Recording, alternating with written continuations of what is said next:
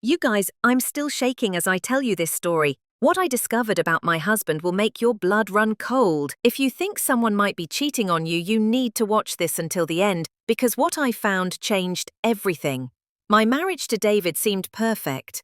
7 years together, successful careers, beautiful house, but something was wrong. Something I couldn't put my finger on.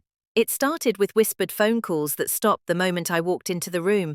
Late nights at the office that became every night, and then the name that haunted my dreams, Stephanie. The signs I should have seen. Stephanie has great ideas for the campaign. Stephanie and I have to work late again. Stephanie really gets the vision. Stephanie. But I trusted him. God, I was so stupid. I was working double shifts at the hospital while he was… Well, you'll see. The day everything unraveled started like any other. I came home early with a migraine, texting David I was homesick. No response. Typical. I was lying in our dark bedroom when I heard his voice drifting from his office down the hall. But he wasn't supposed to be home yet. My heart started pounding. Something was wrong. The phone call from hell. I crept toward his office, my bare feet silent on the hardwood floor. The door was cracked open just enough to hear everything. "We can't keep doing this, Steph. Lisa's getting suspicious." The room started spinning. My legs nearly gave out. I know, but the Denver conference is next week. 3 whole days, just us. The Denver conference, the business trip he'd been planning for months. The one where he said he'd be too busy to call me. My hands were shaking so hard I had to grip the wall. What if someone sees us? What if she finds out? Relax, baby. I booked us the penthouse suite. No one will know. Baby. He called her baby. I can't wait to have you all to myself again. David's voice was dripping with desire. Me too. That thing you did in the supply closet last week. I'm still thinking about it. The supply closet. The Christmas party. He'd vanished for 20 minutes, came back disheveled, claimed it was an important client call. I was going to be sick. I have to go, David said suddenly. Lisa's home, I should check on her.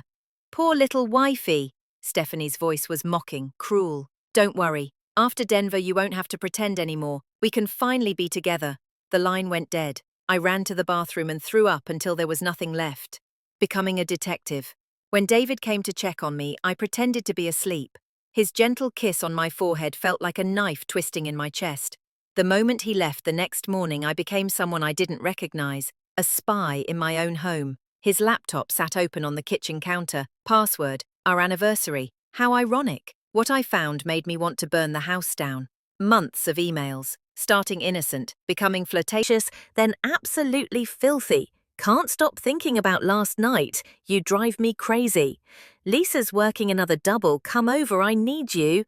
I love the way you taste. I was reading about my husband's affair in graphic detail, and I wanted to die right there. But then I found the email that changed everything. After Denver, I'm telling Lisa everything. I can't live this lie anymore. Pack light for the trip. We won't be leaving the room much. I love you, Stephanie. You're my future. He was planning to leave me. After 7 years, he was going to take his whore to Denver, then come home and destroy my life. But I had other plans. Planning my revenge. I called in sick for the entire week, but I wasn't crying. I was plotting. Bank account opened. Check. Divorce lawyer contacted. Check.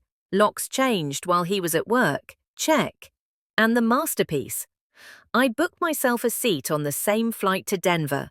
Sunday morning, David left with his suitcase and lies. I love you so much, he said, holding me tight. I'll call you every night. I love you too, I whispered back, knowing it would be the last time I'd ever say those words to him. 3 hours later, I was 30,000 feet in the air, hunting my prey. The trap. The Marriott was exactly where they said it would be. I checked in 4 doors down from their love nest, room 1247. That night, I watched them in the hotel bar like a predator stalking her kill. They thought they were so clever, so discreet. But I saw everything. Every lingering touch, every stolen glance, every lie they were living. At 11 p.m., they disappeared into the elevator together. I waited and waited. My heart was hammering so hard I thought it might explode. Then I walked to their door and knocked. Room service? We didn't order anything. David's voice confused. Complimentary champagne for conference VIPs? Footsteps, whispered conversation, the click of the lock. The door opened, and there he was, my husband of 7 years, hair messed up, face flushed, wearing nothing but a hotel bathrobe. When he saw me standing there, his face went through every emotion possible: shock, terror, guilt, panic. "Hello, David." Behind him, I could see her, the great Stephanie, scrambling to cover herself with a bedsheet, eyes wide with absolute horror. "Lisa, what? How did you—" "Surprise, darling." The moment of truth. "The conference call," I said, my voice deadly calm. I heard every single word. David's face turned white as a ghost. The supply closet, the emails, the boring little wife. Did you really think I was that stupid? I pulled out the divorce papers and threw them at his feet. "Sign them, now, or sign them later, but you will sign them." Then I looked at precious Stephanie. I turned to leave, then stopped for the killing blow. "Oh, and David, your stuff is in boxes on the front porch. The locks are changed. Don't bother coming home. You don't have one anymore." The elevator doors closed on his face, and I smiled for the first time in months. Sweet, sweet justice. David signed the papers before I even landed back home. But here's the beautiful part, guys.